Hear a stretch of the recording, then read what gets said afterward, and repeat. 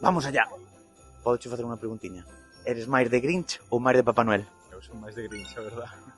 Seu cabrito, a verdad. De Grinch. Papá Noel, Cabrito. Cordeiro. De Papá Noel. E para cenar en Navidad, Cordero. De Papá Noel.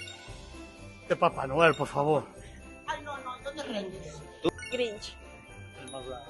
non hace falta que cuelgues. Venga, cada un beso y después seguimos. Una cosa, Grinch ou Papá Noel? Papá Noel. Un corderito. Pero, ¿sabes, Lois? Podríamos probar esa carne madurada. Yo creo que sí. Papá Noel. Papá- Grinch.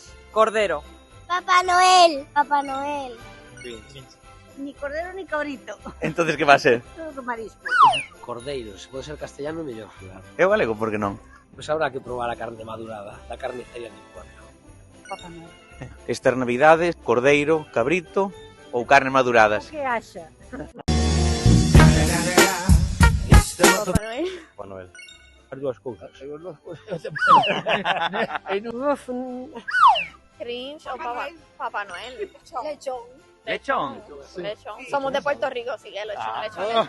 Cabrito. Grinch. Gracias, tío. Grinch. Cabrito. Ay, hay momentos que soy muy Grinch. Cordero.